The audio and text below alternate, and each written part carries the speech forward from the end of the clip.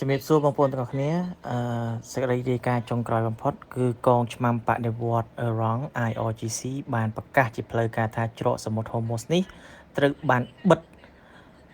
ជាផ្លូវការចំពោះនាវាដែលមានសម្ព័ន្ធមិត្តជាមួយអាមេរិកនិងអ៊ីស្រាអែលហើយបានពមៀនជនស៊ីវិលទាំងឡាយណាដែលស្ថិតនៅ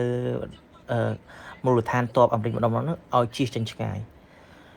យើងមិនដឹងថាព័ត៌មាននេះវានឹងជះឥទ្ធិពលខ្លាំងឬក៏យ៉ាងណានោះទេប៉ុន្តែអ្វីដែលយើងដឹងគឺប្រេងឡើងថ្លៃបន្តទៀតហើយអានេះគឺទី1ដែលសំខាន់ទៀតមកបន្តគ្នា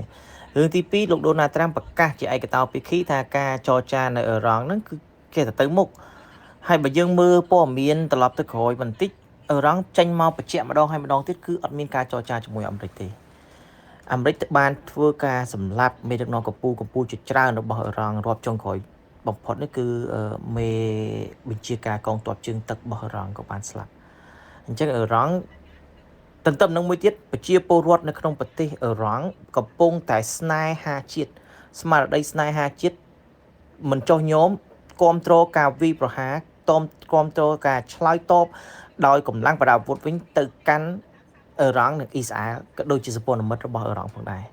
ដូច្នេះសង្គ្រាមនេះនៅបន្តទៅមុខទៀតប៉ុន្តែខ្ញុំសង្ឃឹមចំពោះខ្ញុំផ្ទាល់ទេខ្ញុំសង្ឃឹមថាសង្គ្រាមនេះមិនអូសបន្លាយវែងឆ្ងាយនោះទេអាចចប់ត្រឹមខែ4ឬក៏ដើមខែ4នឹងហើយពីព្រោះมันអាចអូសបន្លាយទេព្រោះសង្គ្រាមនេះមិនមែនសង្គ្រាមដូចអ៊ុយក្រែនជាមួយរុស្ស៊ីទេសង្គ្រាមនេះគឺជាសង្គ្រាមតាក់ទងជាមួយនឹងវិបត្តិពិភពលោកវិបត្តិអតិផរណាវិបត្តិប្រេងសកលដែលប្រជាពលរដ្ឋប្រជាជនលើទូទាំងពិភពលោកកំពុងតែរងផលប៉ះពាល់ដោយសារតែសង្គ្រាមនេះដោយសារតែលោកដូណាល់ត្រាំជាអ្នកបង្កដោយសារតែសហរដ្ឋអាមេរិកជាមួយនឹងដៃគូសម្ព័ន្ធមិត្តអ៊ីស្រាអែលក៏ដូចជាមូលដ្ឋានទ័ពជុំវិញយ៉ាងដែរដូច្នេះយើងនឹងរងចាំមើលបន្តទៀតតម្លៃប្រេងកើនឡើងតម្លៃមាសនឹងធ្លាក់ចុះ